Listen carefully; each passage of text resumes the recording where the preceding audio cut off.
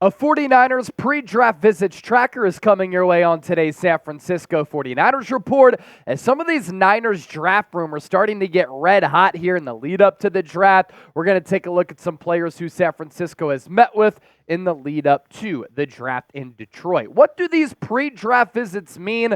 There's a lot of different indications out there, teams putting feelers out there, and there's multiple meanings for actually what all of this means. All 32 teams across the National Football League are given 30 pre-draft visits, and they're deemed as sometimes top 30 visits or just regular 30 visits. Just because some of these players are visiting Santa Clara and the Niners doesn't mean that they're top 30 players on the Niners draft board. So I just wanted to clear up some of the confusion there. This just allows teams to gather intel on some of these draft prospects that obviously they are interested in, and sometimes organizations end up drafting these players. Sometimes they do not. As for the Niners' 2024 NFL draft picks, they are loaded with 10 of them as of right now. First on the board in the first round, pick 31 overall. They have a second round selection, pick 63. Third round pick at 94. The Trey Lance trade brought them this fourth round pick, 124 overall. Then they have a compensatory pick, 132 overall in the draft order in round 4 as well. And then in 135. So the Niners on the board here a good amount in the first 4 rounds of the NFL draft, and then more compensatory picks at the Niners' disposal, 1 in round 5, 2 in round 6, and then their own pick round 7 to 51. Be sure to subscribe to us here on the San Francisco 49ers Report, by the way, for the best Niners draft coverage and for daily coverage on the Niners. There's a reason why we're approaching 132,000 subscribers. I believe we're able to give you content that separates from other content creators, that is informative, insightful, entertaining, that involves you, the viewer, but it's our consistency as well. Largest independently run Niners channel right here on YouTube, and we're also going to be live all 3 days, all 7 rounds of the NFL draft right here on the show. Make sure you tap in to the best Niners draft coverage. Let's get this list started here with the Niners pre-draft visits, and we're just going to go section by section, player by player. We're going to give you some scouting profiles on some of these prospects as well. Erick All, tight end out of Iowa. Evan Anderson, defensive lineman out of Florida Atlantic. Javon Baker, the wide receiver with a lot of ability out of UCF. Malachi Corley, Deebo Samuel 2.0 is what people deem him. Played his college ball at Western Kentucky. And then Brenden Dorlus, the lightning-quick defensive end defensive tackle out of the University of Oregon. A lot of Niner fans are excited about Erick All, and the announcement that he was going to visit San Francisco made public on Monday. Started his college career at Michigan, transferred to Iowa. Really good size, and obviously the Niners like Iowa tight ends. They drafted George Kittle back in 2017 because they're ready to block from the jump, and Iowa's done a great job of developing the tight end position into players who flourish and thrive at the NFL level. 6'4", 252 pounds. Unfortunately, no 40-yard dash for Erick All in the pre-draft process coming off a torn ACL. Works well down the seam because of that size. Does have the speed to pull away from linebackers. He's known to be smooth, tough, physical. Some of the weaknesses here, a lot of drops, and some of those drops came on easy targets for him. He had what was deemed a life-changing spine surgery in Florida back in 2022. He comes back from that after missing the 2022 campaign, and then he tore his ACL in October of 2023. He's going to be a late-round pick. I would actually target a tight end 3rd round. And the target that I really like, and the player and prospect that I'm high on, is TCU tight end Jared Wiley. You could go Jatavion Sanders out of Texas, and Jared Wiley actually transferred away from Texas because Sanders took over the starting role this past year at TCU, played very, very well, a lot of production, moves well for his size, and his pre-draft testing numbers were also excellent. Javon Baker, He is 6'1", 202. Good frame at the wide receiver position. Ran a 4.54 40-yard dash. I think on tape, he plays a little bit faster than that. He's explosive. He had 5 catches of 50-plus yards this past year. Started his college career at Alabama, so certainly some pedigree there anytime Nick Saban is recruiting you. Malachi Corley, we've talked about him a ton here on the 49ers Report. Just a Deebo Samuel clone. Led the nation in yak and yak per catch in 2022. Then he was top 5, top 10 in yards after the catch in college football in 2023. A compact, muscular frame. Since he enrolled at Western Kentucky, he added 30 pounds to his frame. Shifty, crisp in and out of his cuts, making people miss. Shorter target, though, at just 5'10". Again, very similar to Deebo Samuel for the yak, but also the body type. You look at the numbers throughout his college career, really consistent producer his final 2 years. No campaign better than 2022 when he reeled in 101 catches, nearly 1,300 yards and 11 touchdowns. Has a knack for finding the end zone. 22 combined touchdowns over the last 2 years. A lot of people really like Brenden Dorlus in the Niner community. I know my boy Larry Kruger does. He can play defensive end. He can play defensive tackle. And at Oregon, he was a player who popped on tape but didn't have a bunch of sack production. He's 6'3", 283 pounds, and ran a 4.84 40-yard dash at that size. So that's obviously really impressive. Had just 5 sacks in 2023, so looked at as an athletic ascending player. Is a little bit of a project. Athletic, quick first step. I mean, he gets off the ball in a blink. Versatile disruptor in a rotation is what I think his NFL role is going to be, like an Arden Key. The weakness here, sometimes he plays a little bit upright and a little bit stiff.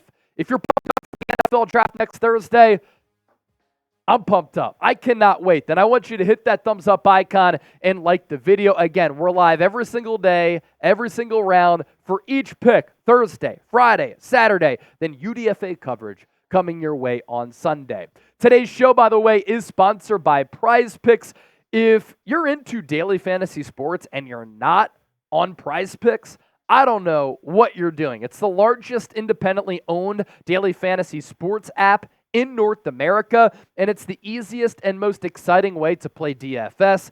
It's just you against the numbers, and instead of battling thousands of other players, including the pros and sharks, you pick more than or less than on 2 to 6 player stat projections, and then you watch the winnings roll in.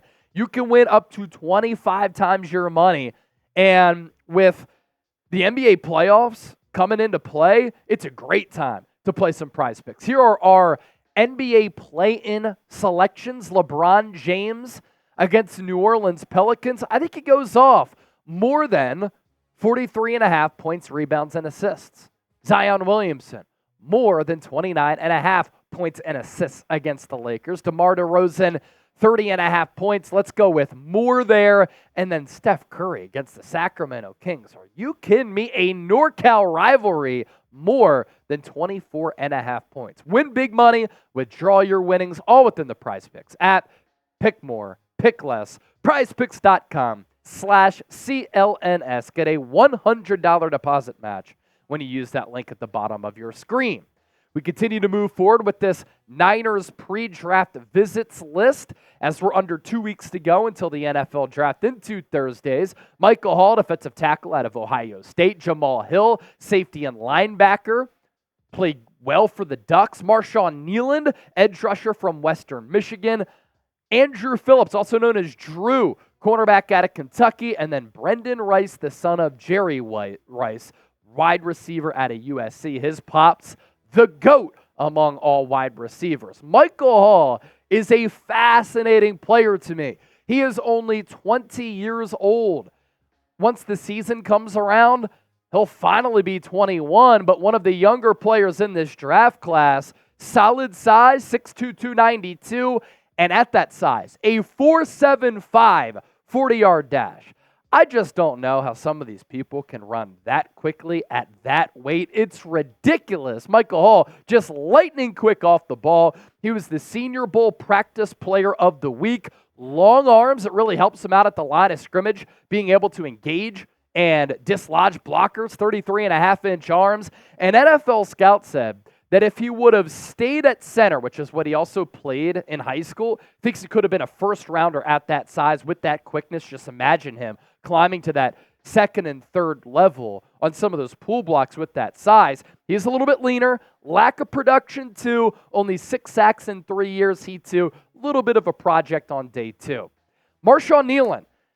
According to reports, the Niners had interest in him, but then they really addressed defensive end in NFL free agency with Leonard Floyd, Yetur Gross-Matos, but he has NFL-ready size. 6'3", 267, has a lot of twitch too.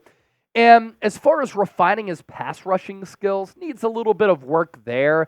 His numbers throughout his collegiate career never surpassed 5 sacks, and I think that lack of production at a smaller school like Western Michigan, that's a little bit of a concern for me. 4.5 sacks, 1.5 sacks, 4.5 sacks his last 3 years. The pressure number's not bad, 23, 25, 37 consecutively. As for Drew Phillips, 5'10", 190, 4.48 40-yard dash. That is okay. Solid speed, not great by any means. He's a physical corner, though, and that allows him to reroute wide receivers off their path. He's played multiple techniques, good footwork and acceleration. He anticipates really well.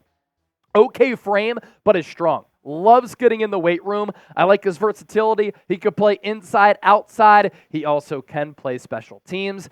Interestingly enough, for him making plays on the football and being looked at as a second or third round pick, he had no interceptions in college, and because of that smaller frame, he could struggle against bigger wide receivers. We have talked about Brenden Rice a lot here on the show. The son of Jerry started his college career at Colorado, actually, then transferred to USC, where this past year, double-digit touchdowns, one of the top weapons for Caleb Williams. He has met with the Niners at the NFL Combine.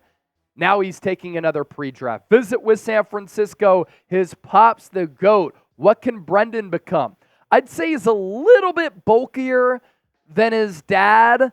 His dad may be a little bit faster, although the pre-draft numbers very, very close. What's interesting here on top of the family history, he also grew up in the same town as Brock Purdy, has a relationship with him, and he spoke about the Niners offense at the Combine in Indianapolis earlier in March.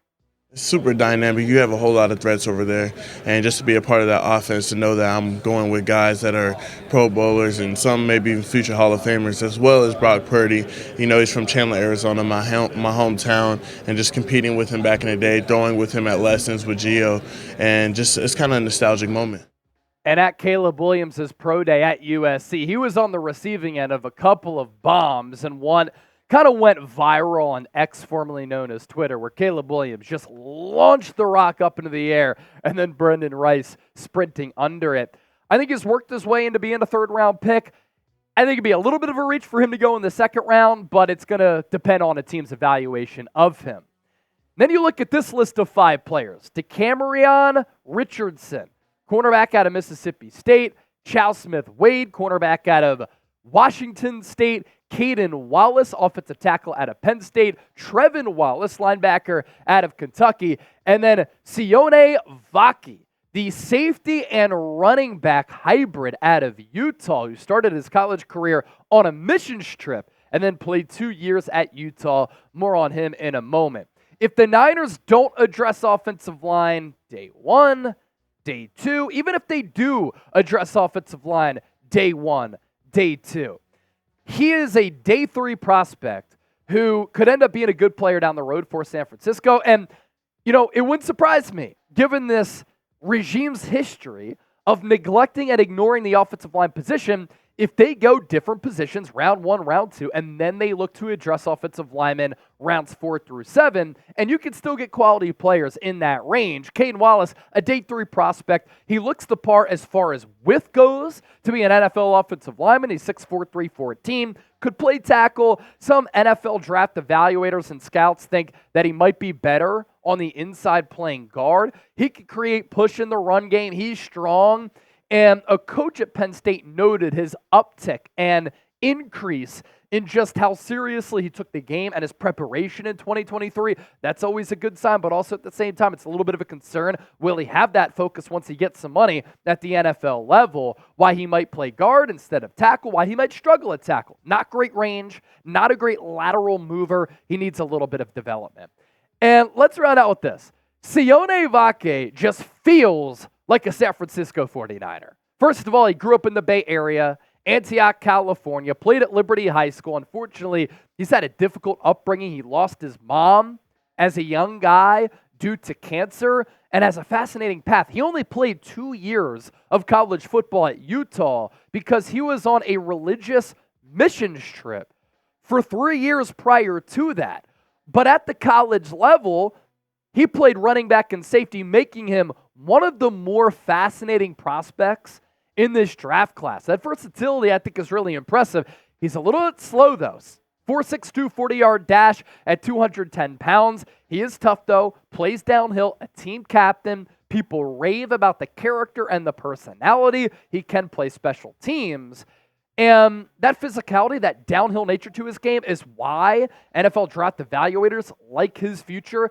Maybe playing safety, but I think he might have to crack a roster first playing special teams. So we just talked about a bunch of prospects here on the show. Hopefully you were informed today. The pre-draft visits tracker. Which of these prospects do you love? Join the conversation down in the comment section. Drop me a name or names. Don't forget to subscribe.